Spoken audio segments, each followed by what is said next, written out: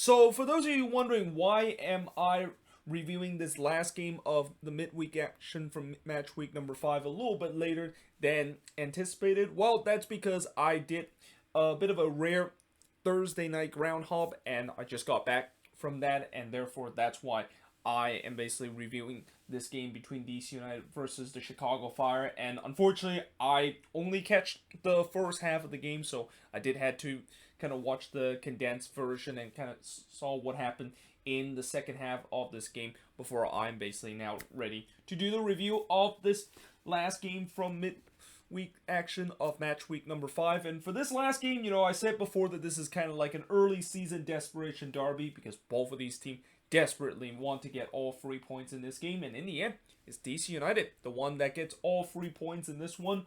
And they almost opened the score line just 60 seconds into this game when Julian Gresso had a chance from the free kick from about 20 yards out, or 29 yards out, but unfortunately he flashed that one wide. But they did get an early goal just 6 minutes later as Edison Flores, completely unmarked in the box, was able to easily head it in from Perez and Nyman. That is actually his first career MLS goal so far. Not just the first goal of the season, but first MLS career goal. I mean, it just shows you how last season, if you want to talk about one of the most disappointing signings from last season, Edison Flores is probably right near the top of the list in terms of the most disappointing signings from last season, because the fact that DC got him as a DP player, and back last year when I thought that Edison Flores was a guy that is going to be that number 10 that DC was desperately looking for, and maybe a replacement for Lucho Acosta. Yeah, no. He didn't even score a goal last season. Albeit he did suffer a lot of injury last season and he wasn't playing a lot last year, but the fact that he registered 0 goals last season, that's definitely not what DC was hoping for when they paid him DP amount of money. But since now that he has scored his first goal, I'm pretty sure DC is hoping that he can finally get things going. Now, in the 17th minute, Jimenez did had a chance to tie the game up for Chicago as he's tried a 29-yard effort that goes wide.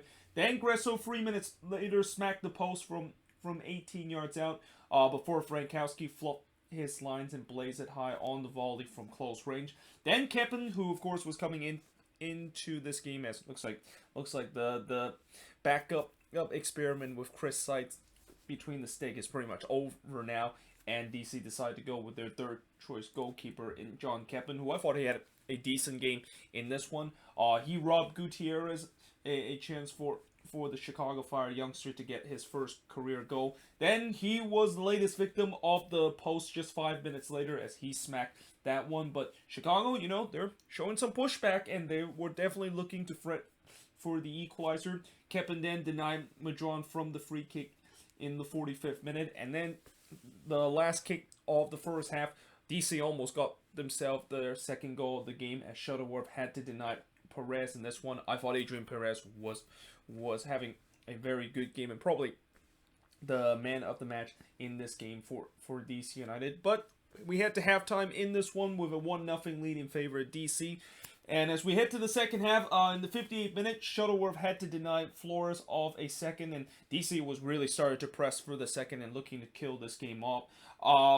But even though they were looking to try to get the second goal, Chicago started to take that momentum back. Coulier probably should have scored in the 74th minute when he had a 12-yard shot that actually hits it straight to Keppen, like he was basically left open in the box. And I know it's tough for a player to try to hit one on the volley, no matter if you're just wide open in the box or in this case in a close range. But I thought Coulier should have done a little bit better there, and it was just an easy save from John Keppen. Coulier then had a chance 6 minutes later to try to loop a header in, but he couldn't quite do so.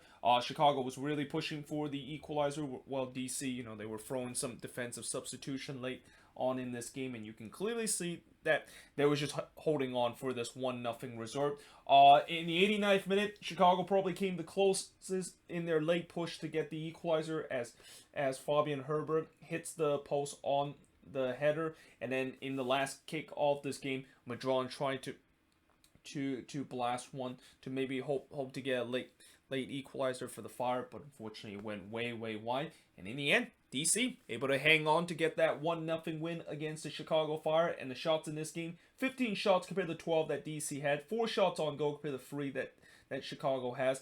9 shots off target compared to 1 that DC United has. 7 shots that was blocked compared to 3 that the Fire has. And possession-wise, the Fire dominate the possession with 58% possession compared to 42% possession that DC United has in this game. But in the end, DC is able to get a crucial 3 points and get their second victory of the season. And as for the Chicago Fire, you know, this was a better performance for them compared to the last 2 games where they decided to just not show up. But this was also kind of another performance where it pretty much explains some of the issue that they had last season, where even with the amount of chances that they had, and even at times they kind of dominate this game, they just cannot put the ball into the back of the net. And speaking of that is starting to be a bit of an issue for the Chicago Fire team, because it's been, what, 300 minutes now, or even more than 300 minutes since they scored that last goal against Atlanta United in the beginning of the second half. So yeah, they need to definitely get